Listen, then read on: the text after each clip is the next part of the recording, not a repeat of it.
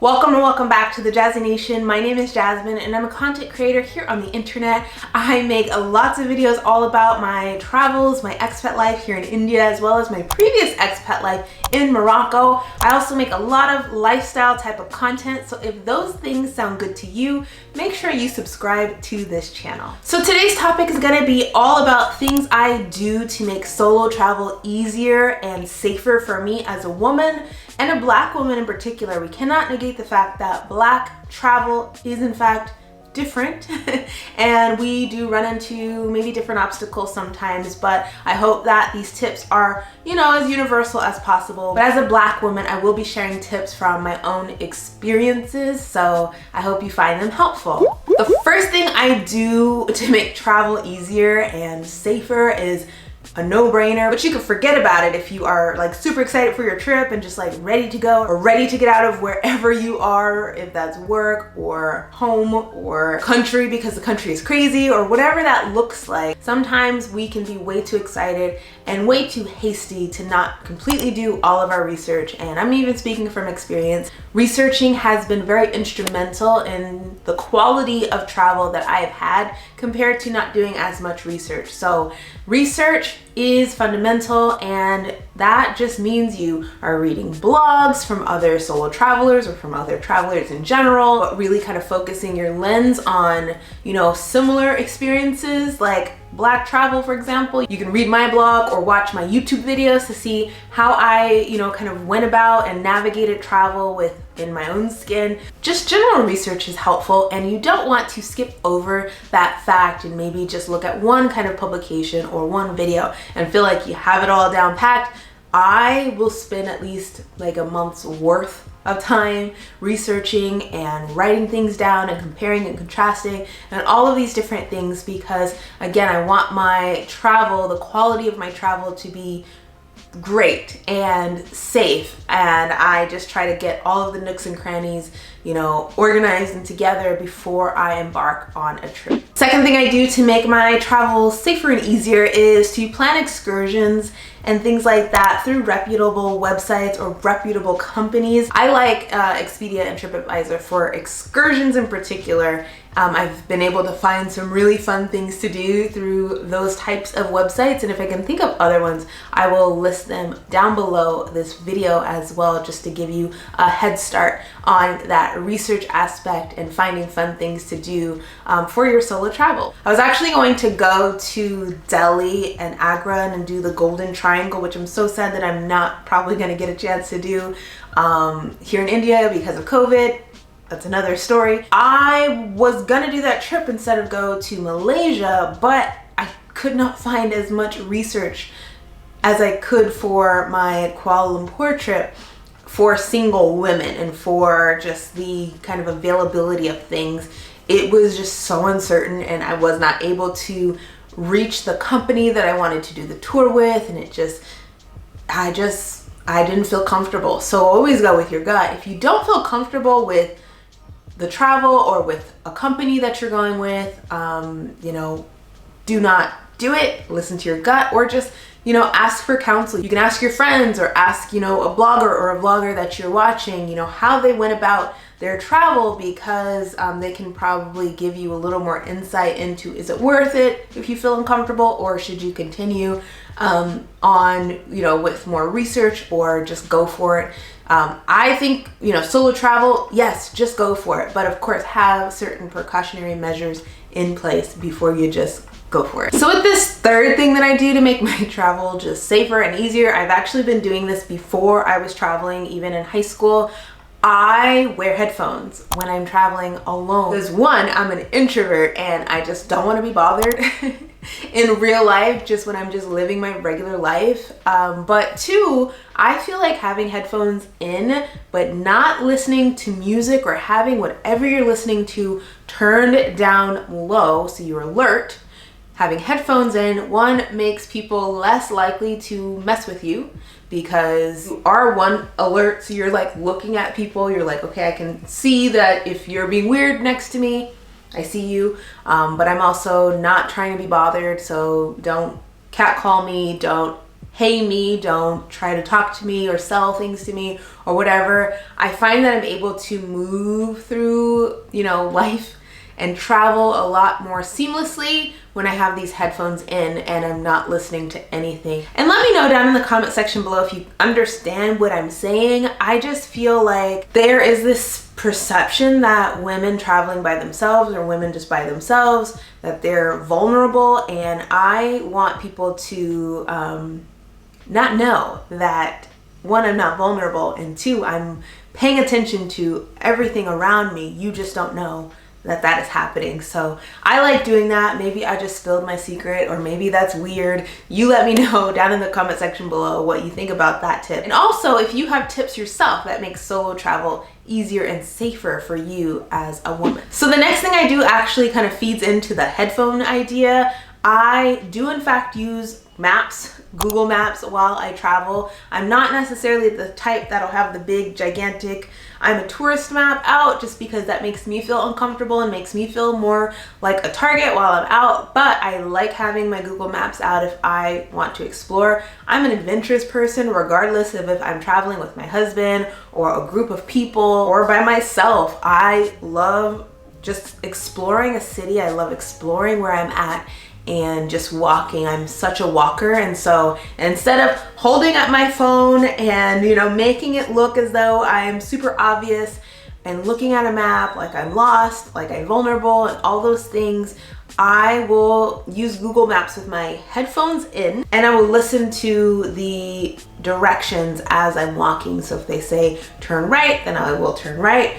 If they say go straight, then I can go straight. And then of course, like, peek every once in a while, but it looks like you're looking at a text message. It doesn't look super obvious, like you've had your phone kind of like a compass during your whole entire adventure. You just kind of look at it periodically, put it away, listen with your headphones. But again, being alert is very important, so don't have the volume turned up loud to where you can't hear people nearby you or cars passing by you, or just, you know, important things around you. You want to be alert at all times while you're traveling. When I travel, obviously I don't have a car. I don't want to pay high taxi prices, so I'm like everybody else. I like Uber, I like Ola, I like Grab. So I use those services when I travel.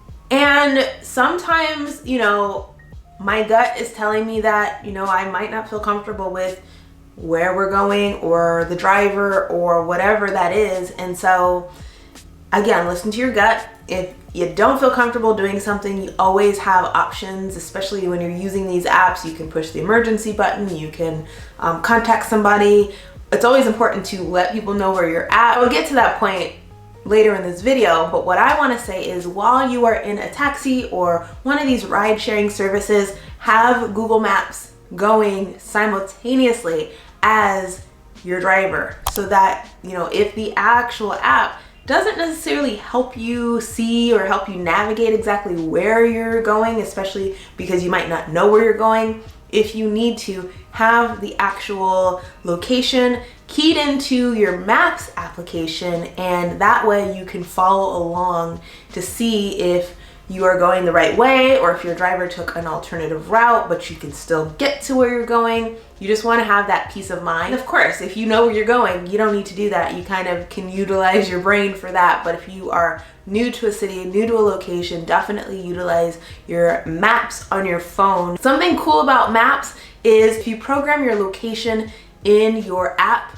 while you have Wi-Fi. So say that your hotel has Wi-Fi, but maybe you didn't get a SIM card, but you need a SIM card. But if you didn't get a SIM card, your maps will program your location in the app so that you can use the function while you are going to your destination until you can get more Wi-Fi. So that's really helpful. I've been in those situations where I just don't have a SIM card. I didn't get one, I couldn't find one, but I utilize, you know, my Wi-Fi in my hotel for everything, or map it all out, or you paper it out, whatever that looks like, and then I'm good to go as I'm, you know, going along on my adventures as well. So make sure someone knows what you are doing and where you're at. Again, I'm an introvert, so sometimes it feels great to just leave and to not have to tell anybody anything, to not have to answer to anybody. But when you're solo traveling, it is important to let somebody know, at least one person know where you're going, what you plan to do, how you plan to get around, just in case, and I do this with my husband. Obviously, he knows that I'm not in the house if I'm solo traveling, and I also tell my mom, and sometimes I'll even send my itinerary to folks just because, one, I think it's cool, and be like, look at this tour that I'm going to see, look at this monument that I'm going to see, or look at this cool cave that, you know, my driver is going to take me to on my trip.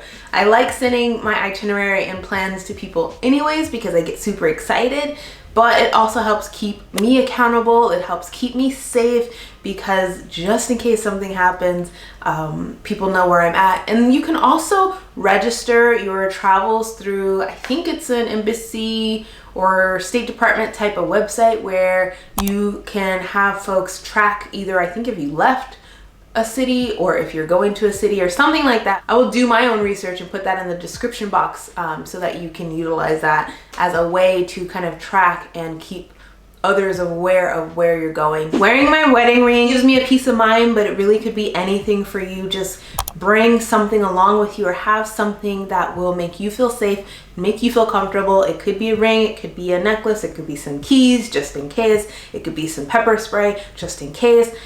I'm not telling you to be fearful. I'm telling you to live your best adventurous, beautiful life, but you know, just make sure that you feel comfortable just in case, you know, you need to protect yourself in an event of an emergency or something super weird. I will say that I've had instances where I wish I had something and sometimes the ring is not enough. Maybe that's just a mental thing for me. Whatever you need or need to do to make yourself feel comfortable is the right option for you. The last thing I want to say is make memories. Solo traveling is a beautiful thing. Traveling is a beautiful thing, and I encourage you all to travel when you are able to travel, when it is safe to travel, when you feel comfortable traveling as well. But make memories. Vlogging is a fantastic way to make memories. I love watching my own travel vlogs.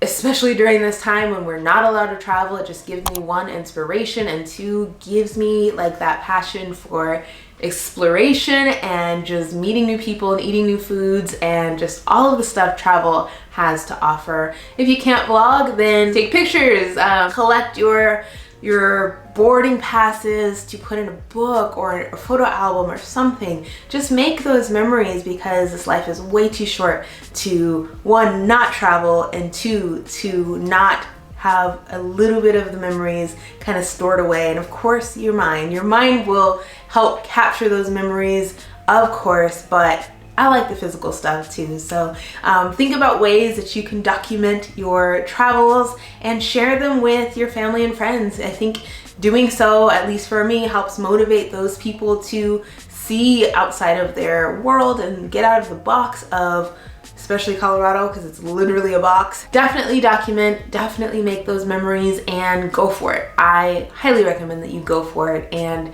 do it to the best of your ability.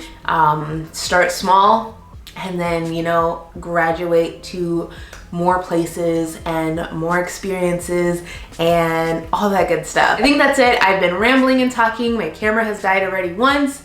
My memory card got full, so I will stop talking now. And yeah, I look forward to reading your responses down in the comment section below. If you have any other tips that you can share with me, or if you want me to make a part 2 of this video, let me know down in the comment section below and we can get to chatting. And of course, I can get to making more content for you all around this topic. And also let me know where you are looking forward to traveling to next. Doesn't have to just be solo travel, it could just be in general. But when it's safe to travel again and when you feel comfortable, where are you looking forward to traveling? I can't wait to read all of your responses. If you liked this video, make sure you give it a thumbs up. That would be amazing and it really helps the channel. And also subscribe to the Jazzy Nation. We are growing. I am loving it and I'm just so excited for all the possibilities of what this channel could be with your help, of course. And I think that's it. Thank you again for watching and I'll talk to you next time. Bye. Mwah.